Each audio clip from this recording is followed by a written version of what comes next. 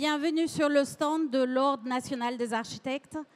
Nous allons démarrer notre matinée avec Monsieur le sénateur Jean-Pierre Verzelen, sénateur de l'Aisne.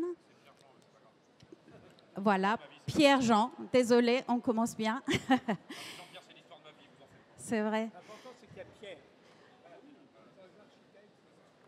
Et Monsieur François de Mazières, donc maire de Versailles. Vous êtes sur le stand de l'Ordre des architectes avec l'intitulé « Un maire, un architecte ».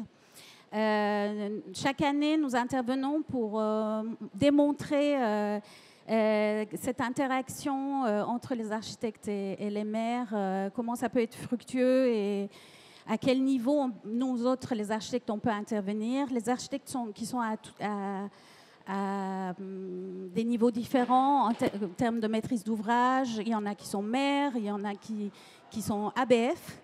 Et ça tombe bien, aujourd'hui, on va parler de la mission, donc le Sénat, à l'initiative du groupe Les Indépendants, République et Territoires, a constitué une mission d'information destinée à mieux comprendre le rôle des ABF, les architectes de bâtiments de France, leur organisation et les difficultés soulevées. Parce que ce couple du maire et d'architecte, quand c'est l'architecte des bâtiments de France, peut ne pas fonctionner de temps en temps. Il y avait des griefs, il y avait des frustrations, mais des satisfactions également. Du côté de Versailles, on va en entendre parler.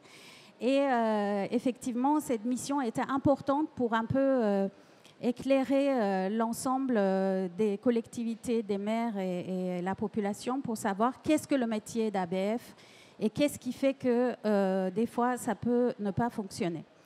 Donc, Monsieur Verzelen, je vous donne la parole. On va vous demander de nous parler de votre rapport, puisque cette mission a été menée pendant plusieurs mois. Pendant tout le printemps dernier, vous avez fait beaucoup d'auditions pour comprendre mieux ce métier. Vous êtes passé par beaucoup de métiers de la construction, les architectes, les CAUE, mais aussi les constructeurs des collectivités, les maires, et les DRAC, où les ABF travaillent.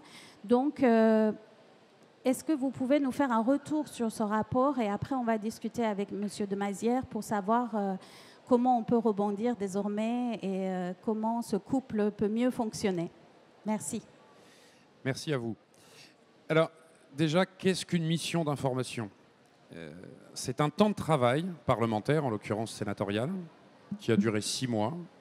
On prend un sujet, en l'occurrence, là, c'était, je ne sais plus le terme exact d'ailleurs, c'était périmètre, émission des architectes des bâtiments de France. Nous procédons à des auditions. Nous avons quelques déplacements, nous sommes déplacés dans 3 départements, en essayant évidemment d'équilibrer les choses. Des gens qui étaient très contents des ABF, d'autres qui l'étaient beaucoup moins. Et à la fin, on rend un rapport et quelques recommandations.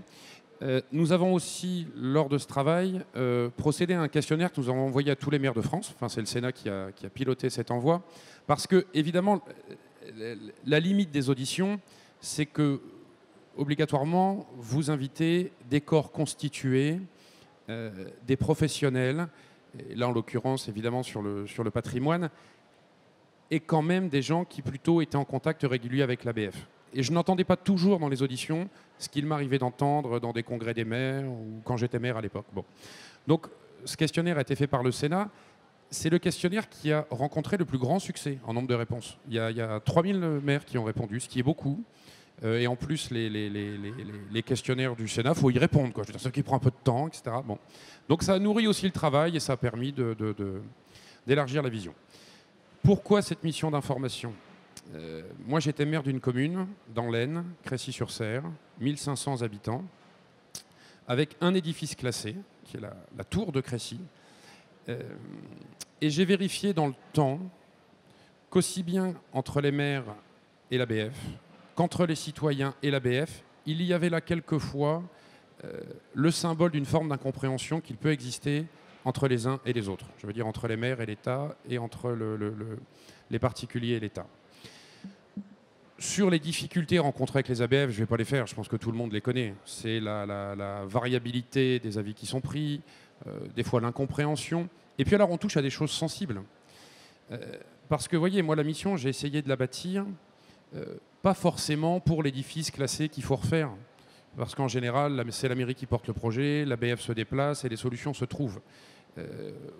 Moi, je l'ai fait pour des choses que j'ai vérifiées, c'est le particulier, qui est des fois à 450 mètres d'un édifice classé, qui a un intérêt patrimonial certes, mais des fois c'est plus tempéré que le château de Versailles, qui ne voit pas le bâtiment et à qui on dit tu vas faire ça comme travaux. Bon.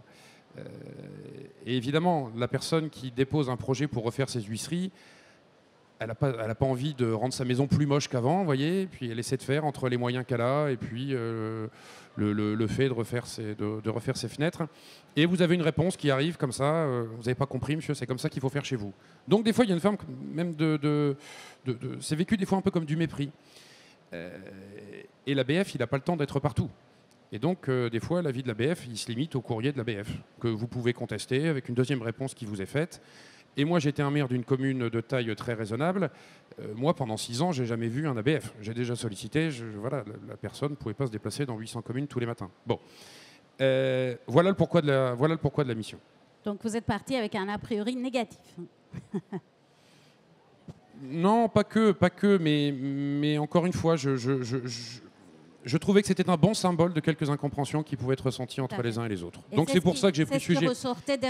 Et je voyais bien quand même, dans le département de l'Aisne, que les maires de ville, donc nous c'est Lens, Soissons, Saint-Quentin, où il y a plusieurs bâtiments classés, avec les architectes des bâtiments de France, ça se passe très bien. Parce qu'on se voit régulièrement, parce qu'avec les services instructeurs, il y a un travail quotidien, parce que quand le citoyen vient et qu'il demande des travaux dans sa rue, on sait à peu près ce qu'il faut lui dire au début. C'est dans les communes de taille beaucoup plus raisonnable, beaucoup plus petites, que les difficultés naissent, parce que l'ABF n'est pas là tous les matins, quoi. Et donc, ce rapport, la conclusion de ce rapport, est-ce que ça aide à comprendre mieux la situation? Pourquoi est-ce que vous n'avez pas vu d'ABF pendant 6 ans? Qu'est-ce qui se passe?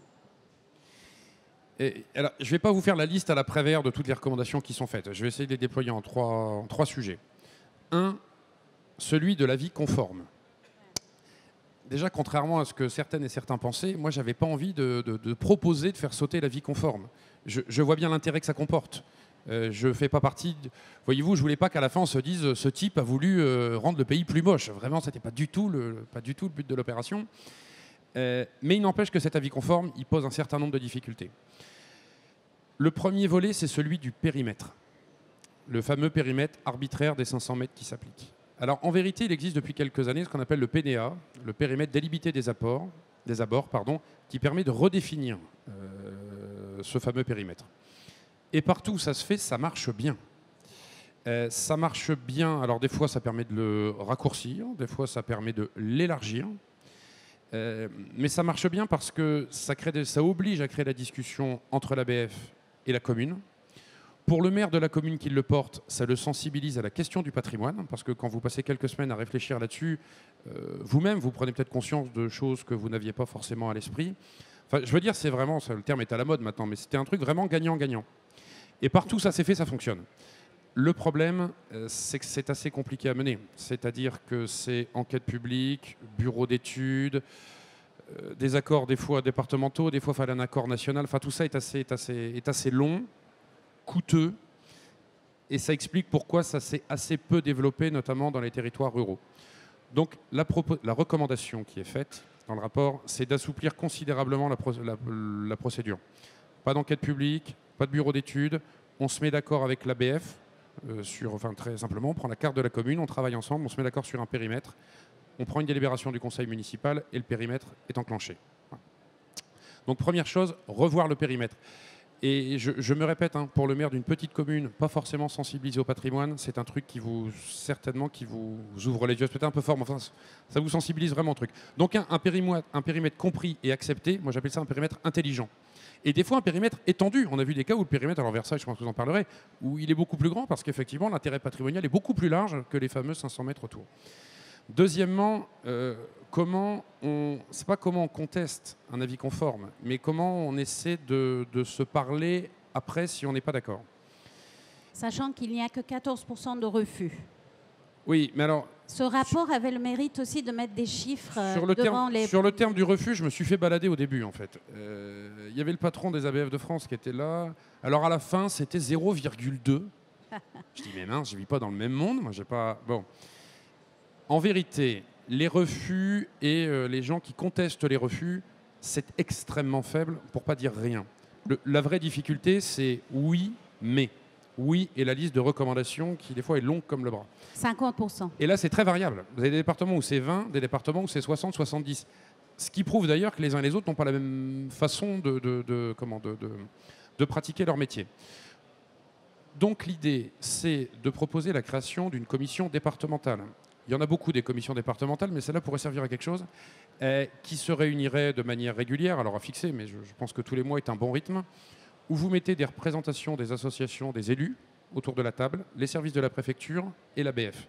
Moi, j'y vois deux avantages. Un, vous créez le carrefour de discussion qui n'a pas existé avant. Ce lieu de discussion maintenant est rendu obligatoire, enfin incontournable. Et puis secondo, je pense que l'ABF ne rend pas la vie pareille. C'est-à-dire, si vous savez qu'une commune peut contester un avis et que donc vous allez vous retrouver autour de la table, tous les mois, comment vous dire,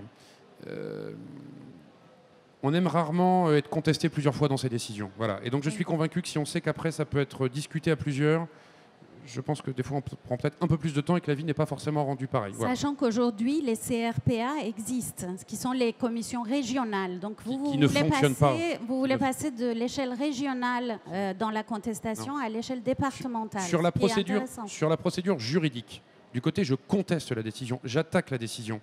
L'échelle régionale paraît pas forcément mauvaise parce que vous déconnectez les intérêts particuliers et locaux. Par contre, ça dépend des DRAC, du coup, oui. Là, c'est une commission de discussion, voyez-vous. Avant la contestation. Mais dans l'Aisne, je me suis appuyé sur ce qu'on a vu. Nous, il y a un préfet à un moment, parce qu'on avait un ABF qui était un peu compliqué, qui avait décidé d'organiser ce type de réunion. Moi, j'ai participé à une. Il y avait 30 dossiers. En 1 heure, on a réglé 28. Bon, il en restait 2. Non, mais rien que le fait de se parler, d'échanger, etc., quand vous obligez ce carrefour de dialogue et que les gens se parlent, en général, la solution est trouvée. Très bien. J'ai oublié de dire quelque chose de très important au départ, c'est de rappeler le nombre d'ABF en France. Donc il y en a 189 et ils donnent des avis à peu près sur 8% du territoire. Et ce qui est très important aussi à rappeler ici, c'est qu'en moyenne, ils ont à donner 13 avis par jour. Alors effectivement, ils ne sont pas tout seuls, ils sont accompagnés, c'est un service, mais quand même, c'est quelque chose qui est presque inhumain de devoir donner autant d'avis. Ce qui fait que dans vos recommandations, vous recommandez aussi d'avoir plus d'ABF, si j'ai bien suivi. Oui, alors c'est 8% du territoire, mais c'est 32% des habitants. Oui. Il y a 3 foyers sur 10 des logements, qui sont dans des périmètres, protégés. Oui, alors honnêtement, à tout problème proposé qu'on emploie le plus de personnes et de demander plus de moyens, ce n'est pas forcément l'habitude de la maison, voyez-vous. Mais enfin, ne pas l'écrire, cette recommandation, ça aurait été ne pas être respectueux de tout ce qu'on a entendu pendant tous les travaux qu'on a menés. Puisque ce sujet, il est revenu partout, j'allais dire de toutes les parties et tout le temps. Voilà. Oui. Donc cette recommandation, elle était inévitable, même si encore une fois, ce n'est pas forcément l'habitude de la maison. Très bien. Est-ce qu'il y a d'autres recommandations que vous voulez mettre en avant aujourd'hui dans votre rapport ? Il y en a une, ça c'est celle sûrement qui va faire le moins plaisir aux architectes des bâtiments de France, c'est que nous proposons que, d'ailleurs, comme dans d'autres secteurs administratifs, il y a un recueil national ventilé par territoire sur les avis qui sont rendus. La difficulté qu'on a, je parle là pour le ministère de la Culture, peut-être pour gérer la politique RH, c'est qu'on a du mal à objectiver les choses avec les ABF. Et si on voit que dans un département, les réponses « oui, mais » ça fait 70% et que dans l'autre, ça fait 20%, on peut se dire que la façon d'exercer le métier n'est pas forcément la même et qu'il y a peut-être quelques pistes d'amélioration à faire. Donc il y a ce sujet-là. Et ensuite, qu'il y ait une forme de stratégie nationale. Moi, je sais bien que chaque bâtiment ne ressemble jamais à un autre, que les solutions et les réponses ne seront jamais les mêmes. Il n'empêche que peut-être que sur les matières, il peut y avoir des lignes directrices qui sont données, sur l'origine des produits, des lignes qui sont indiquées, sur la covisibilité, quelque chose qui est clair. J'ai posé la question de la covisibilité, je le dis sans plaisanter. Hein. Alors qu'il y avait je ne sais plus quel était son titre précis, mais celui qui pilote les ABF. On a vu une ABF sur place, des architectes. J'ai posé la question de nous définir la covisibilité. J'ai jamais eu la même réponse. Mais vraiment. Mais moi-même, je ne sais pas la définir, donc j'y vais très humblement, voyez-vous. Mais et sur aussi le sujet des énergies renouvelables et du photovoltaïque. Là aussi, il y a dans l'Aisne, par exemple, l'ABF est plutôt pas très chaud sur le sujet, donc s'en fait très peu. Il y a les Ardennes à côté où ils s'en fait beaucoup. Peut-être que là aussi, il y a une forme de stratégie nationale qui peut être étiquetée. D'ailleurs, qui mettrait les ABF à l'aise et qui mettrait le citoyen plus en compréhension des avis qui seraient rendus après. Ouais. Donc, effectivement, dans le cadre des énergies renouvelables, l'ANABF et de manière générale les ABF ont commencé à, entre eux, produire effectivement des documents pour se montrer les uns les autres des décisions qu'ils ont prises. Et donc, je pense que non, c'est une proposition qui peut leur faire plaisir parce que ça va dans le sens de ce qu'ils ont commencé à faire, parce qu'ils ont compris que pour eux aussi, c'est nouveau et qu'ils sont en train de se former également sur ces sujets-là pour avoir un avis beaucoup plus précis sur le sujet. Mais après, j'ai bien conscience de la solitude de l'ABF. Je ne sais pas si le terme est bon. Mais quand vous êtes tout seul dans un département, vous êtes le paratonnerre de toutes les décisions qui sont prises. On a bien compris que là où ils sont 2 ou 3, c'est beaucoup plus simple quand il y a un avis partagé, etc. Je le reconnais parfaitement. C'est le dernier rempart, je pense, pour garder la beauté de notre patrimoine. Et ça, il ne faut pas l'oublier. Ben oui, parce que c'est grâce à eux qu'on peut aussi préserver, faire attention à ce que les intérêts financiers, les intérêts particuliers ne viennent pas primer sur l'intérêt général. Je me devais de vous le dire aujourd'hui, mais vous le savez, vous l'avez écrit dans votre rapport. Je suis évidemment d'accord avec vous. Mais vous savez, la notion du beau, elle appartient à tout le monde, en fait. Bien sûr. Il y a évidemment des gens dont c'est le métier de faire en sorte que le patrimoine passe de main en main, de génération en génération et qu'il soit sauvegardé. Mais la notion du beau, voilà, c'est quelque chose qui appartient à tout le monde. Et la fin de votre réflexion, c'était sur... Ça me faisait penser à un truc. Non, mais ce que vous venez de dire est une transition parfaite vers la dernière phrase qui nous a fait beaucoup plaisir. C'est quelque chose que nous portons au sein de l'Ordre national et les architectes en général.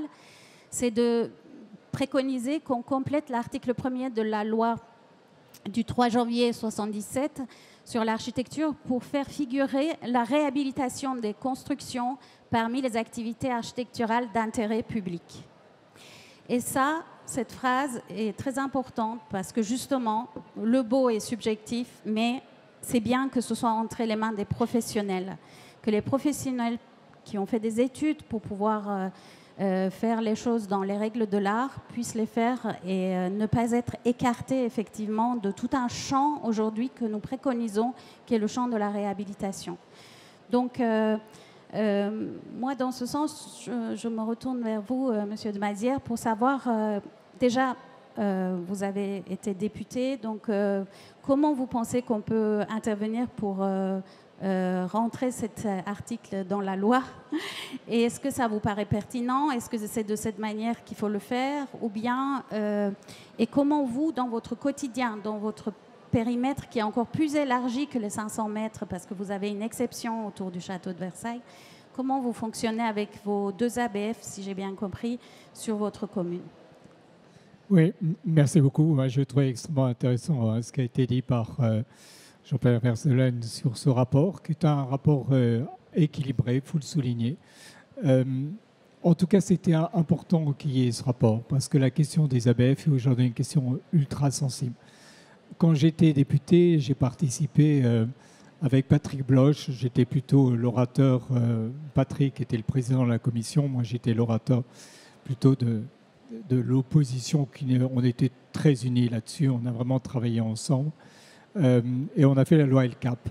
Oui. Et dans la loi LCAP, c'est la première fois que vous avez un système de recours un petit peu efficace. Et je crois que c'est une avancée. Parce que j'insiste même sur le fait que le métier d'ABF, on l'a dit, Jean-Pierre l'a dit à l'instant, et vous l'aviez aussi, vous avez souligné, vous avez raison, c'est un métier extrêmement difficile. Ils sont en permanence entre le marteau et l'enclume. Moi, je vois, ils souffrent vraiment quasi physiquement. C'est que vous avez d'un côté l'individu propriétaire de sa maison qui veut mettre du PVC partout, même en face d'une cathédrale. Il dit, mais je n'ai pas l'argent. Et puis, vous avez de l'autre côté, au contraire, les associations du patrimoine qui hurlent. C'est très compliqué. Honnêtement, c'est très compliqué. Et ils sont 189. C'est dérisoire. C'est dérisoire parce que leur métier, c'est souligné d'ailleurs dans le rapport, n'a cessé de voir son champ élargi. D'abord, il y a plus de patrimoine aujourd'hui parce qu'on a aussi protégé le patrimoine du XXe siècle. C'est une évolution très intéressante. Donc ça s'est considérablement accru.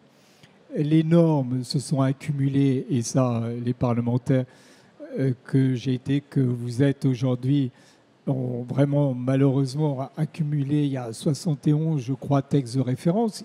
Les pauvres, ils sont saturés. Et moi, je suis très frappé, parce que j'ai présidé l'Institut d'architecture et patrimoine il y a quelques années, où il y a l'école de Chaillot. L'école de Chaillot, c'est une école un peu d'exception, mais elle est toute petite, avec des petits moyens. Et dans les écoles d'architecture, il n'y a pas tellement de sensibilisation à ces questions du patrimoine. Or, le changement de paradigme, je viens de le souligner, moi je l'ai vraiment vécu, si vous voulez, c'est qu'aujourd'hui, on pense, compte tenu de l'exigence environnementale, du réchauffement climatique, qui est vraiment la priorité de priorité quand on réfléchit sur le bâti, eh bien, on voit bien que le paradigme a complètement changé et qu'on met en avant, et je sais que l'Ordre des architectes a vraiment avancé dans ce domaine de façon assez spectaculaire, on met en avant la réhabilitation. C'est pour ça que vous soulignez la 6e proposition, elle est très importante. Et on parlait beaucoup du beau. Alors moi, c'est une question qui m'est vraiment mais extrêmement chère. Je suis en train d'écrire un livre là-dessus. Parce que le beau, à force de dire qu'il est subjectif, on peut faire n'importe quoi. Il faut faire très attention à le dire. Et l'avantage du patrimoine, c'est qu'il a été filtré par l'histoire. Et que donc, tout de même, si le patrimoine est là, il est préservé, c'est qu'il y a eu le filtre de l'histoire et que ça définit tout de même. Et regardez, faites les sondages.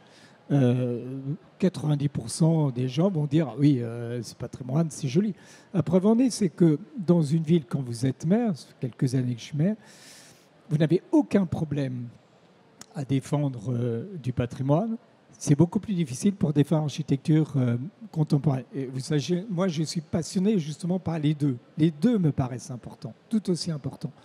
Mais on voit cette évidence. Donc ça veut dire que tout de même, le patrimoine est facilement associé à la notion de peut-être pas très beau, mais au moins pas mal, quoi. Et ça, il faut le garder en tête. Alors, bon, vous m'avez demandé de montrer, parce que c'est vrai, on a une ville particulière, et Jean-Pierre le disait tout à l'heure, et c'est très juste, c'est plus facile pour une ville comme moi dans le rapport avec l'ABF, parce que j'ai eu 2 ABF, je suis maire après plus de 16 ans, j'ai eu 2 ABF.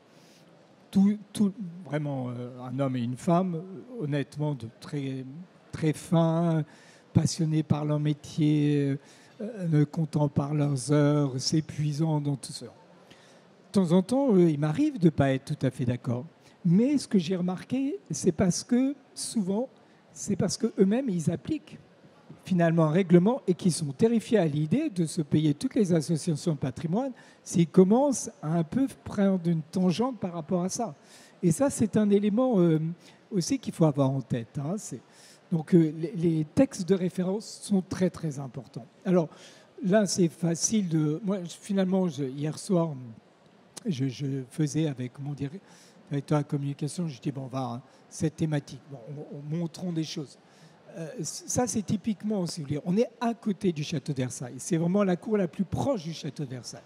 Quand mon équipe a été élue, on avait ça, vous voyez, une ruine totale. Bon. Là, on a un mélange d'architecture contemporaine, vous voyez, qui a été fait. C'est un joli bâtiment, c'est un bâtiment, et puis de réhabilitation. Voilà.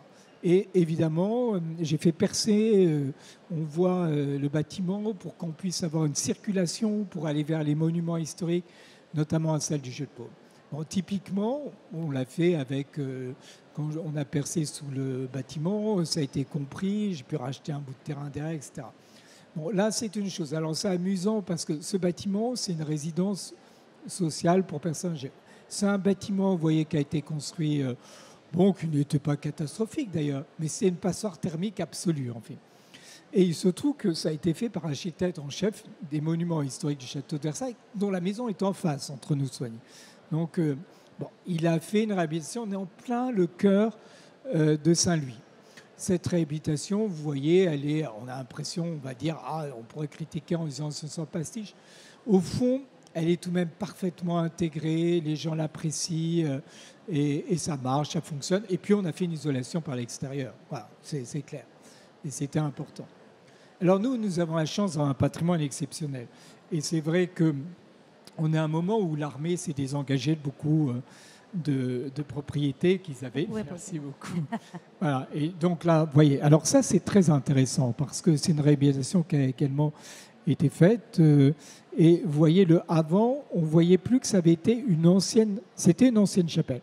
Mais vous savez, cette ancienne chapelle-là, c'est quoi? On a refait donc cette abord de chapelle, mais en fait, c'est l'entrée d'une résidence étudiante dans le cas des 25% de logements sociaux. Et là, vous êtes à côté, vraiment à côté du château de Versailles. Il faut savoir, c'est un lieu magique puisqu'il y avait les bureaux de Vauban qui étaient dedans. Ouais. Ah oui. Donc c'est un mélange, c'est à la fois porté par de l'investissement privé et du social. Et c'est une réhabilitation intéressante.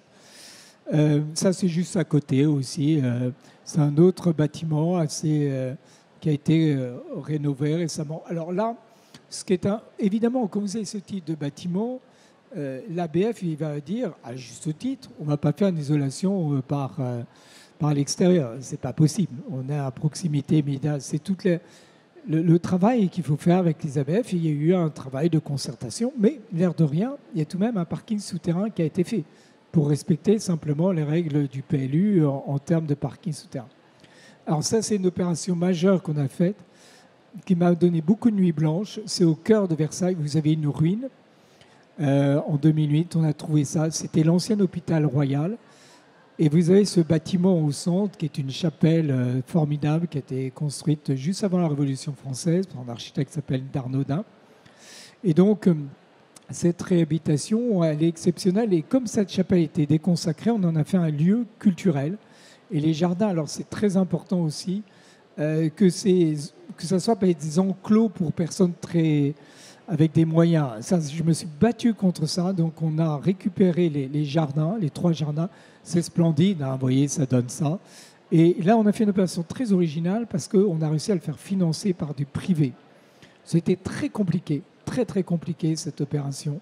Mais on y est arrivé. Et on a la chapelle qui est un lieu culturel.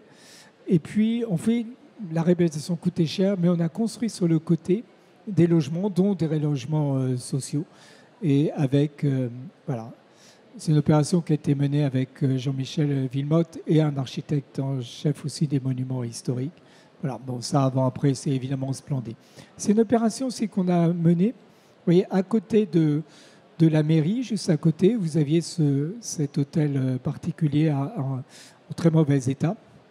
On l'a racheté à l'État. C'est une opération financièrement intéressante parce qu'on a pu implanter le siège de l'intercommunalité. On louait très cher dans un bâtiment totalement sans intérêt. Et finalement, rien que par une actualisation du coût des loyers, je dis, on met la main sur ce lieu et ça nous fait gagner énormément d'argent parce qu'on peut mutualiser nos services puisque c'est la mairie juste à côté. Donc évidemment, on a recruté beaucoup moins de personnel au niveau de l'interco. Voilà, ça c'est l'entrée. Alors une entrée magnifique, hein, c'est Robert de Cotte qui a fait ce splendide portail. Et voilà, bon, le reste, c'est un beau bâtiment, c'est sûr. Et en ça, voilà, on arrive tout de même sur une réhabilitation, c'est intéressant. Vous voyez, l'ancienne poste, elle est sur l'avenue Paris, quasiment aussi en face de la mairie. Et finalement, là aussi, c'était une grosse hésitation. Est-ce qu'on le mettait... Vous l'avez évoqué, vous avez tout à fait raison tout de même. On n'imagine pas la pression sur nos épaules d'élus pour aujourd'hui construire vite, pas cher. Et puis, c'est vraiment... nous aussi, parfois, croyez-moi, c'est difficile. Là, c'est une opération privée ? Alors là, je l'ai fait racheter par la mairie. D'accord. Parce que souvent, si vous voulez, j'ai fait plusieurs opérations comme ça, où finalement, je me suis dit, le seul moyen de s'en tirer, c'est on prend possession, quitte à le valoriser ensuite et à le vendre à du privé. C'est ce qu'on a fait autour de la gare des Chantiers. Une très grosse opération d'habitation. Et finalement, ça coûte beaucoup moins cher à la collecter en fin de course. Parce que cette logique privée, qui est tout à fait estimable par ailleurs, c'est des groupes, il faut que ça soit le plus rentable possible. Nous, il y a un moment, on intervient. Oui. On bloque un peu ce processus. Vous voyez, là, on en a fait. Alors, c'est un lieu, c'est l'intérieur. On a simplement réhabité. On a changé les huisseries alors, c'était une passoire thermique totale. Et vous voyez, voilà. Et on en a fait là aussi. C'est un lieu. C'est assez magique parce que la trame est de 12 mètres. C'est une boîte de lumière. C'est à côté du château. Je me suis allé. C'est le gros investissement qu'on a fait. C'est-à-dire qu'on l'a acheté et qu'on en a fait un lieu d'exposition, mais qu'on valorise. Il y a beaucoup aussi, on le loue beaucoup, etc. Voilà. Ça, c'est à la mairie de Versailles aussi. On avait un dernier étage qui était un étage non valorisé. Et finalement, on y a fait des bureaux. Il manque une photo, je ne sais pas où elle est. Bon, enfin, c'est une belle. Et en confiant ça à des jeunes équipes d'architectes aussi, en des anciens agents. Alors ça, voilà, je pense que l'urbanisme du quotidien aussi, dans le patrimoine, c'est simplement des ravalements. Vous voyez. Et les ravalements, on a fait un prix de ravalement pour inciter les particuliers. Donc chaque année, on fait. Et on met en avant aussi des artisans. C'est un prix très apprécié. On fait une toute petite subvention, à peine, parce que la ville de Versailles, c'est une ville paradoxale.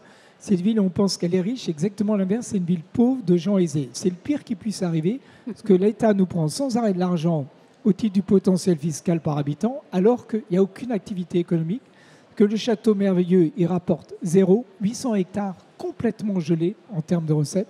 Et on est une ville, en réalité, dans une difficulté financière. 85 000 habitants à peu près. 85 000 habitants. Une interco qui fait 300 000, mais une interco volontairement très peu intégrée parce qu'on pense que dans les villes, on n'a que 18 villes, nos villes sont taille suffisante pour qu'on privilégie le niveau.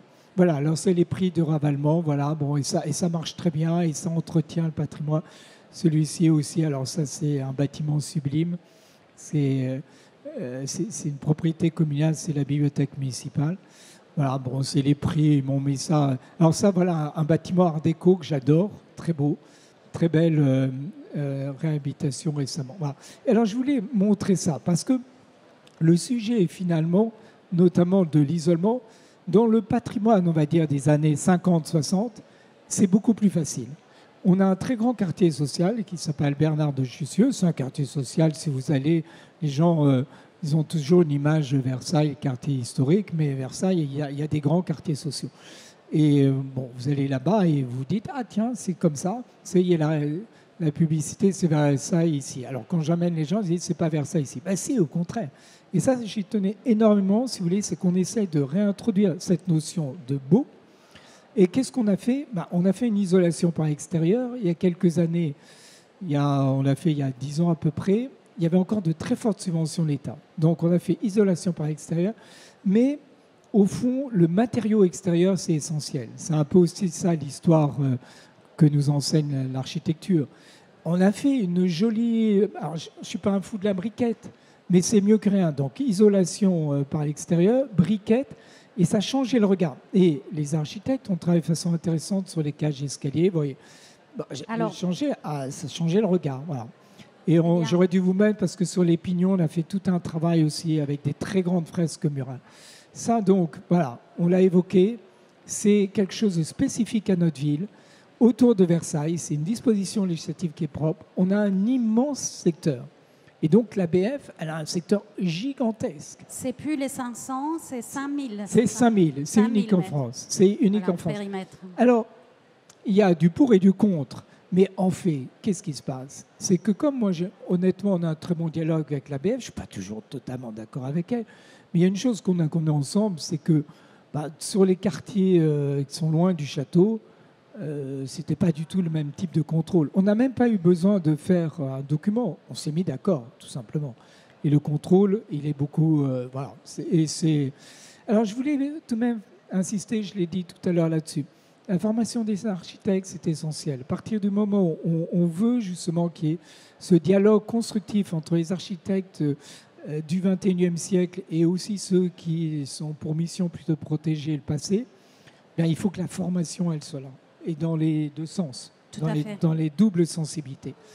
Et donc, voilà, j'ai évoqué les écoles. Et puis, voilà, bon, ça, c'est ce rapport qui est très intéressant. Je vous remercie. Voilà. Je vous remercie beaucoup à tous les deux pour votre intervention. Et on va peut-être me donner 3 minutes pour des questions-réponses avec le public. Si vous avez, profitez-en de poser vos questions. Est-ce qu'il y en a? Bonjour. Ah ben voilà. Et on a l'ANABF qui est là. Vous voulez poser des questions? Non, mais sinon, je vais rebondir et demander qu'est-ce que va devenir ce rapport, monsieur? Ça, c'est la grande question que je me pose depuis le début. À quoi ça sert à la fin? Bon. C'est le partager le plus possible. Oui. Donc, l'occasion que vous nous offrez, c'est le cas. J'aurai l'occasion avec l'AMF, l'association des maires ruraux aussi, d'essayer de le partager parce que le but du jeu, c'est que le plus de gens possible s'emparent de ce rapport. Il y a le volet législatif. Oui. C'est l'histoire de la commission, c'est l'histoire du périmètre à créer de manière souple. Comme ça a été voté à l'unanimité de la commission et que ça a été présenté à la commission culture, que tout ça est transpartisan, j'ai bon espoir que nous puissions le placer dans une niche parlementaire en début d'année prochaine. Et puis ensuite, il y a tout ce qui relève directement du fonctionnement du ministère de la Culture. Oui. Sur la stratégie, la politique RH et tout un tas de choses. Donc là, on rencontre la ministre dans quelques jours, début décembre. Et après, c'est à elle ou pas de donner suite. Mais moi, je trouve que c'est un bon sujet politique. Parce que je reviens à celui qui habite à 450, etc. Mais essayer de simplifier, de créer les espaces de dialogue, ça fait partie de ces sujets à bas bruit qui font aussi la vie d'une partie des Français. Et si on peut simplifier ou mettre de la souplesse dans ces choses-là, je pense que c'est un bon sujet politique. C'est ce que je vais essayer de lui vendre, en tout cas. Très bien. Et ça a donné aussi de l'élan, je pense, à nos politiques, puisque le ministère de la Culture vient de lancer une nouvelle campagne pour faire mieux connaître le métier d'ABF. Et ça a l'air d'être très bien fait. Ça a démarré hier, je pense. En tout cas, j'ai pris connaissance hier. Et votre rapport est accessible sur le site du Sénat, j'imagine? Il est sur le site du Sénat. Alors, il y a le rapport en tant que tel, mais il est un peu long quand même. Donc là, c'est vraiment, si vous avez des problèmes d'insomnie, attaquez-vous au rapport. Il y a la synthèse. Mais sinon, il y a l'essentiel, la synthèse de 6 pages qui est vraiment très bien foutue. Et ce qui est très intéressant, ce sont aussi les auditions. Je vous invite à les écouter parce que ça apporte aussi la vision de chaque partie de la chaîne de la construction ou bien de maîtrise d'ouvrage, le regard sur ce métier qui est quand même un métier exceptionnel. Merci beaucoup.